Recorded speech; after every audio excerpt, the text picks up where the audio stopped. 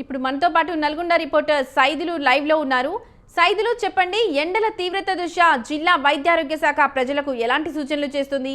వడదెబ్బ కేసులు ఏమైనా నమోదయ్యాయా? S Lakshmi, good morning.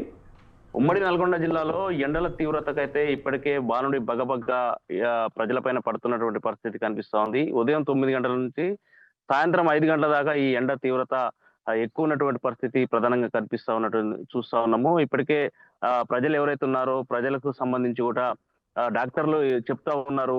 ఎండ తీవ్రతకు సంబంధించినటువంటి అంశాలకు సంబంధించి కూడా ఇప్పటికే జాగ్రత్తలు చెప్తున్నటువంటి పరిస్థితి కనిపిస్తా ఉంది. మొత్తంగా ఉదయం 9 గంటల నుంచి సాయంత్రం 5 గంటల దాకా కూడా వడగాల్పు, అదేవిధంగా ఈదురుగాలులు ఏదైతే ఉన్నాయో దీనికి సంబంధించి ఉక్కపోత లాంటి సమస్యలు ఉన్నటువంటి నేపథ్యంలో కూడా ప్రజలు అప్రమత్తంగా ఉండాలంటూ కూడా చెప్తున్నటువంటి పరిస్థితి కనిపిస్తోంది.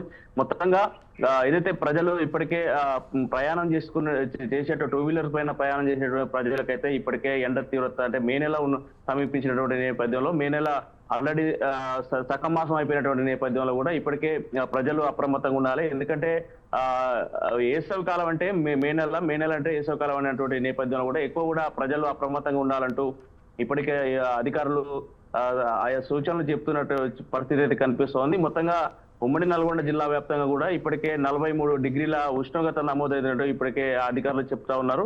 మొత్తంగా ఏదైతే ప్రయాణం 2 వీలర్ పైన ప్రయాణం చేసేటువంటి ప్రజలు ఎవరైతే ఉన్నారో తగు జాగ్రత్తలు తీసుకోవాలంటూ ఇప్పటికే చెప్తున్నటువంటి నేపథ్యంలో కూడా మాస్కులు కావచ్చు, అదేవిధంగా హెల్మెట్లు కావచ్చు, దుప్పట కావచ్చు, ఇలాంటి జాగ్రత్తలు తీసుకొని ప్రయాణించేటువంటి పరిస్థితి కనిపిస్తోంది. ఎందుకంటే ఇప్పటికే గ్రామాలలో చూడొచ్చు, ఉపాధి హామీ కూలీలు, అదేవిధంగా కళ్ళలలో పనిచేస్తున్నటువంటి కూలీలు ఎవరైతే ఉన్నారో, ధాన్యం కొనుగోలులో పనిచేస్తున్నటువంటి రైతులు ఎవరైతే ఉన్నారో వీళ్ళందరికీ కూడా ఎండ తీవ్రతను దృష్టిలో ఉంచుకొని తగు చర్యలు తీసుకోవాలని ఇప్పటికే అధికారులు చెప్తా ఉన్నారు.